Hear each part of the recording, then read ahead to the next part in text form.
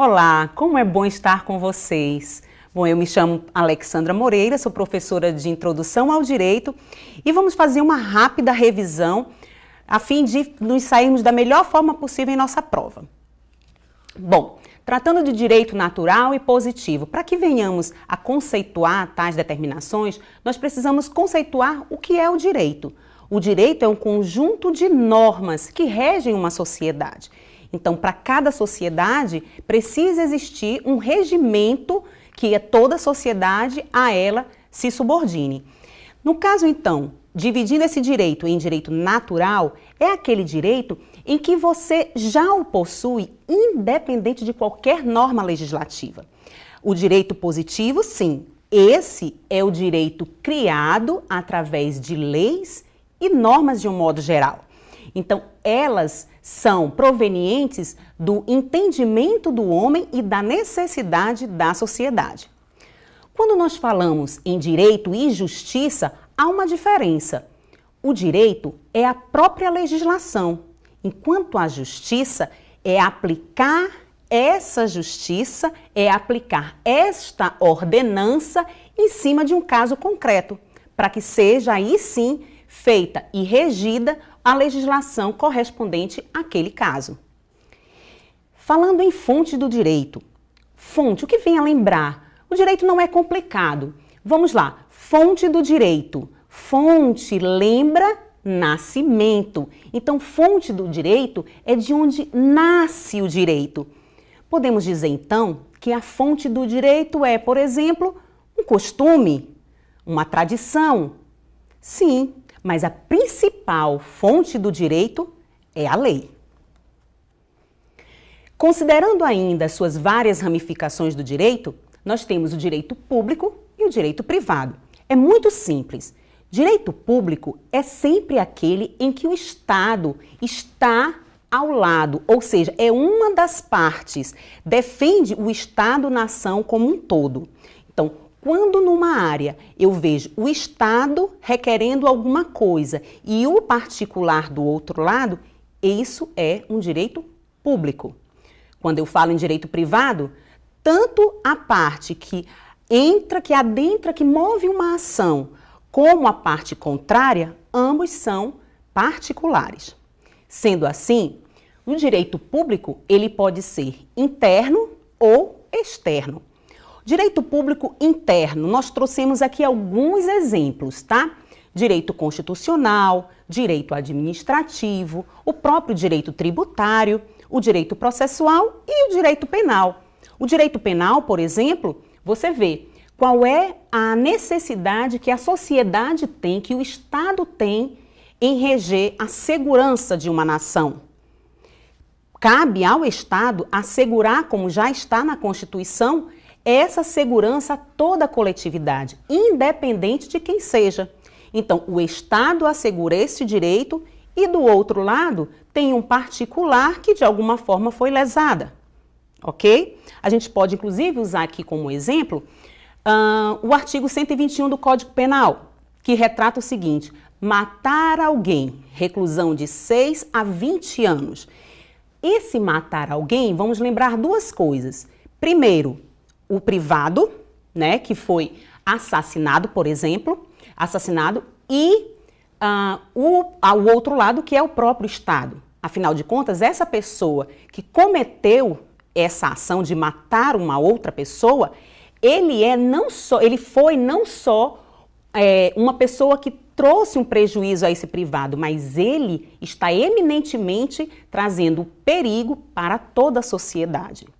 Nesse caso, o artigo 121, por exemplo, ele é um exemplo de direito, lei, mas a ação de matar alguém e, por isso, a sanção, onde a reclusão de 6 a 20 anos vem a ser a justiça.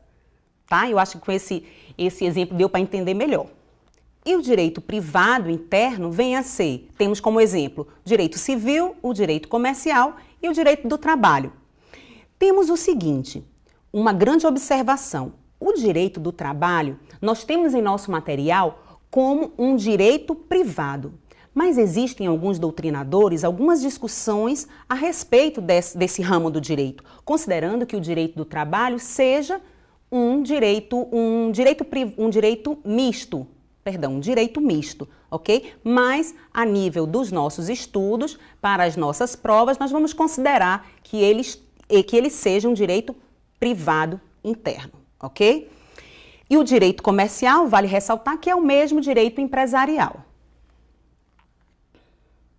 Ainda com esta divisão, nós temos então o direito misto, onde eu tenho como exemplo o direito agrário, o direito de navegação, o direito aeronáutico, o direito falimentar, dentre outros. Professora, e qual vem a ser então, por que direito misto? Bom, se o direito público, em uma das partes, se encontra o Estado e o outro privado, o particular, e no direito privado, ambos são particulares, então o que vem a ser o direito misto? Os dois juntos, ok? Em alguns momentos, o direito agrário pode ter como uma das partes o Estado. No caso, por exemplo, de uma invasão, ok? De uma propriedade privada. Então, um lado tem o particular, que é o proprietário da terra, mas de um outro também tem o Estado, onde em algumas ocasiões será necessário que ele então desaproprie essa terra, tá bom? Princípios gerais do direito. Princípio da liberdade, da igualdade, da legalidade, da imparcialidade. Princípio da liberdade é o direito de ir e vir. Princípio da igualdade, esse precisa de muita atenção. Eu só posso considerar que duas pessoas são iguais se essas pessoas tiverem a mesma capacidade. Ou seja, se eu considerar um crime, né, por exemplo, proveniente de uma pessoa que tenha síndrome de Down e a outra pessoa também, aí sim eu estou considerando a aplicabilidade dessa pena, dessa futura pena ou provável pena, de forma igual, ok? Princípio da legalidade. Ninguém será obrigado a fazer ou deixar de fazer alguma coisa senão em virtude de lei. Ó, legalidade, lei, ok? Então vamos lá. E ainda temos o princípio do contraditório, da publicidade, do juiz natural e da supremacia do interesse público. Duas observações aqui devemos fazer. Princípio do juiz natural significa dizer que não haverá, de jeito nenhum, tribunal de exceção. O que é isso, professora? Antes do fato ocorrer, já existe um tribunal específico para isso. Jamais ocorrerá um fato para que depois seja instituído um tribunal para o julgamento, ok? Isso é o que estabelece o princípio do juiz natural, bem como também de que toda pessoa ela só pode ser sentenciada por uma autoridade competente. Eu não posso, por exemplo, num crime na área penal, ser julgado, por exemplo, por um juiz do trabalho. Isso não pode acontecer, tá?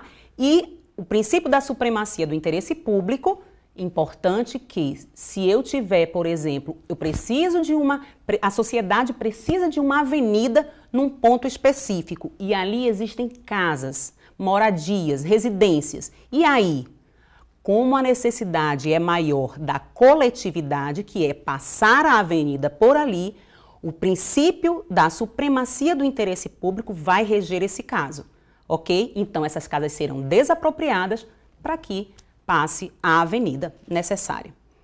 Temos ainda, agora, como princípios constitucionais, princípio da legalidade, que nós já falamos, da crença, da expressão, do pensamento. É importante que vocês leiam esses artigos, quer dizer, na verdade, todo o nosso material ele está elencado no artigo 5º da Constituição. Então, deem uma lidinha nesses incisos com muita atenção. Inviolabilidade de domicílio, inviolabilidade da correspondência e das comunicações, liberdade no exercício de profissão, liberdade de reunião. Observem bem, é proibido ou não reunir-se? Não é proibido, desde que precisa pedir autorização ao Estado? Não, mas não pode comprometer uma outra reunião já existente para aquele local, certo? liberdade de associação, direito de propriedade, todos esses são princípios constitucionais. Defesa do consumidor, indeclinabilidade da jurisdição, princípio do devido processo legal, princípios da anterioridade da reserva legal. Isso tudo é importante que vocês estejam avaliando, que vocês estejam estudando, para que não haja nenhuma confusão na hora da prova, ok? E eu quero ressaltar uma coisinha também, indeclinabilidade da jurisdição. O que vem a ser? Significa dizer que a justiça, a lei, não excluirá da apreciação do poder judiciário lesão ou ameaça do direito. Ou seja, nenhuma lei pode dizer que, ou a lei ou um juiz pode dizer que não vai solucionar aquele caso devido não haver uma lei específica para aquilo. É exatamente aí que entram os princípios, tá? Os princípios, os costumes, a jurisprudência, tá? Baseado nesses casos, nos costumes daquela localidade, vai sim aplicar a sanção devida àquele caso concreto. Mas ficar sem uma apreciação, jamais. Princípios do direito civil, direito da personalidade, autonomia da vontade, liberdade de estipulação negocial, o direito de propriedade. Então, princípios aplicados à Seguridade Social, princípio da solidariedade, princípio da equidade na forma da participação, do custeio, princípio da universalidade na cobertura e no atendimento, princípio da irredutibilidade no valor dos benefícios e serviços. Esses são os princípios da Seguridade Social, um ponto importante do nosso material, ok? Assim como existem esses princípios específicos da Seguridade Social, não podemos esquecer que aqueles princípios gerais do direito estão aqui inseridos também, tá? Vale uma ressalva. Esses princípios, em alguns momentos, eles podem conflitar? Podem sim, tá? Aí, de que forma a gente vai resolver isso? Sempre procurando beneficiar o particular, tá? Sempre. Agora, os princípios específicos do direito do trabalho. Quais são eles? Princípio da proteção do trabalhador, princípio da continuidade da relação de emprego, princípio da irrenunciabilidade de direitos, princípio da primazia da realidade, princípio da inalterabilidade contratual, princípio da intangibilidade salarial. Esses princípios do direito do trabalho, da mesma forma, são intrínsecos a ele. Professor, o que significa dizer princípio da proteção do trabalhador? Todos esses princípios regem com a finalidade única de assegurar ao trabalhador, que é a parte mais fraca da relação, um poder para que ele tenha, para que ele se iguale à parte contrária, talvez o empregador, né? Talvez não, o empregador, e dali então seja solucionado o caso, a lide, né? Que foi levado à Justiça do Trabalho, ok? Continuidade da relação de emprego, cuidado, em regra, esses contratos são indeterminados, tá? Em regra, contrato de trabalho é por tempo indeterminado, ok? Princípio da irrenunciabilidade de direitos, eu posso renunciar ao meu salário? De jeito nenhum. Eu posso negociar o meu 13º? Posso, mas renunciar? Posso? De jeito nenhum, tá? Por quê, professor? O salário não é um direito meu? Se eu quiser ajudar o meu empregador que está passando por uma situação financeira difícil, eu posso fazer isso? Não posso. Por quê? Porque amanhã, se este mesmo empregado vai à Justiça do Trabalho, o juiz vai entender o seguinte: por mais que o empregador diga, alegue, não, ele não recebeu porque ele concordou, ele me ajudou naquele momento em que eu precisava e renunciou ao seu salário. O juiz vai dizer o quê? Você deve agora pagar, então, este salário referente àquele mês específico. Por quê? Porque, a fim de proteger o empregado de uma coação, que ninguém sabe, é que esse salário, ele é irrenunciável. Então, esses direitos são irrenunciáveis, já tentando evitar uma coação, certo? Primazia da realidade, vale o que é real. Você tem um documento, tem um recibo assinado pelo empregado e na hora, lá na audiência, o advogado apresenta como prova do seu cliente, vale. Se ele tiver testemunhas de que não recebeu aquele salário, a testemunha, o valor da prova testemunhal é superior à prova documental, tá? Então, por isso, o princípio da primazia da realidade. Vamos então agora aos princípios no processo do trabalho. Já entendemos que processo é o quê? É o trâmite, tá? É tudo aquilo que eu preciso. Em nossa vida, como acontece? Nós nascemos, crescemos, até multiplicamos e depois morremos, não é isso? Então isso é o quê? Um processo. Da mesma forma, aqui é o que nós veremos agora. Processo do trabalho. Como acontece esse processo na Justiça do Trabalho. Vamos lá. Princípios do processo do trabalho. Princípio da informalidade, da celeridade, do protecionismo. Isso tudo, você vê que a informalidade, a celeridade, ele demonstra o quê? A Justiça do Trabalho tem como finalidade proteger o empregado, certo? Portanto, nós sabemos que qual é a finalidade do salário? Em tese, né, a grande importância dele é a manutenção da família. Então, esse processo ele deve ser célere, rápido, nada de formalidade. Quanto menos formalidade, melhor. Tanto é que não é exigível, né, nos assuntos, nas causas em que você adentra a primeira instância, não é necessário o advogado, ok? Tipos de contrato de trabalho.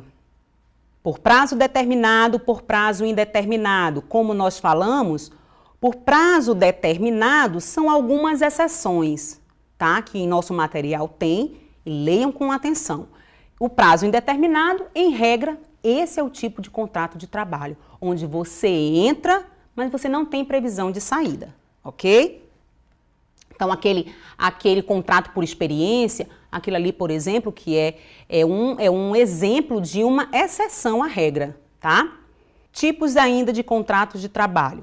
Contrato de trabalho por escrito, contrato de trabalho verbal, o expresso e ainda o contrato de trabalho tácito.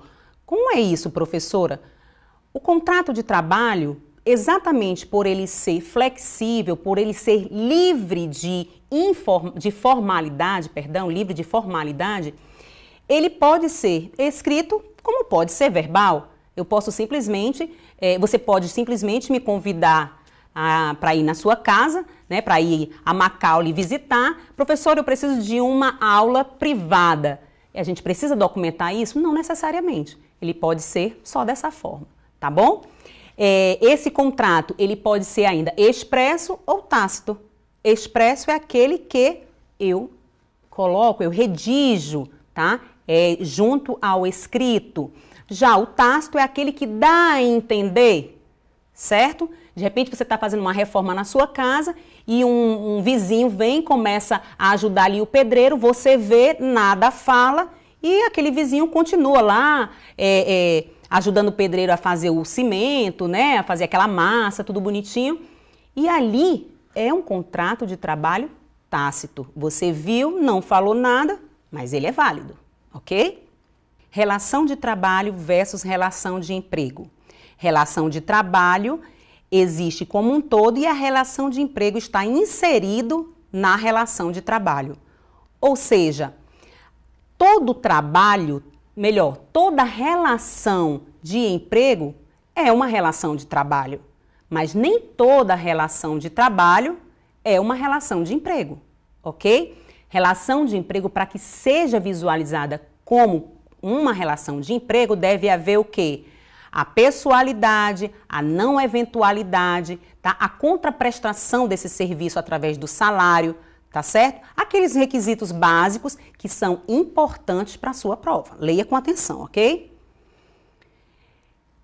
Aqui mostra bem, apresenta para vocês o que vem a ser o empregado e o empregador, não é? E quais são os prazos prescricionais na Justiça do Trabalho?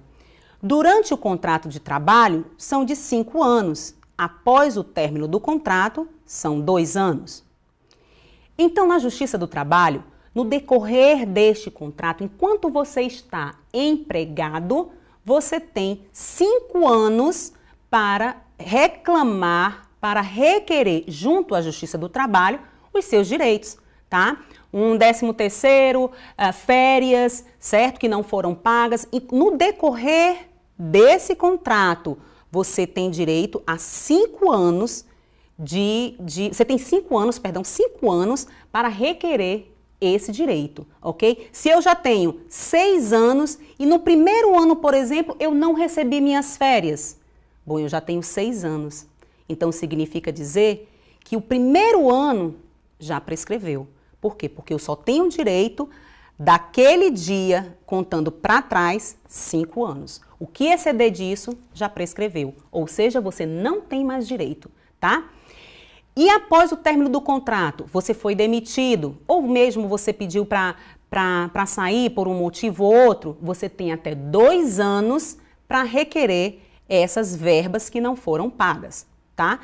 Fechou os 5 anos, morreu Maria Preá, você não tem mais direito a requerê-lo, ok?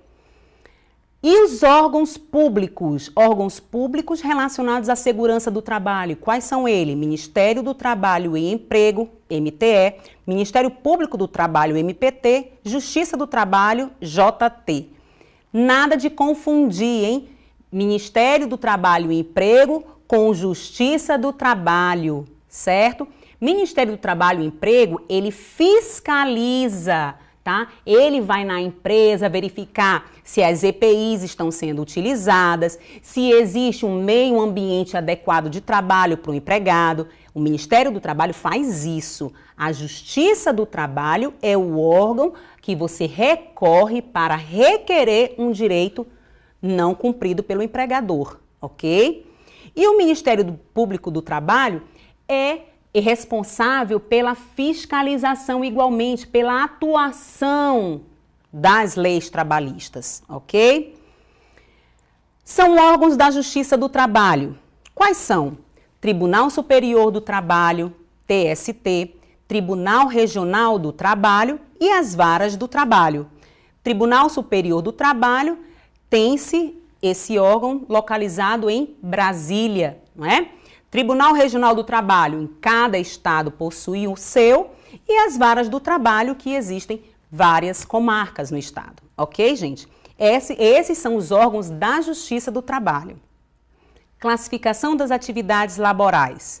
Insalubre e perigosa. Insalubre são os trabalhos onde possuem condições ou métodos de trabalho que expõem o empregado a agentes nocivos à saúde, acima dos limites de tolerância.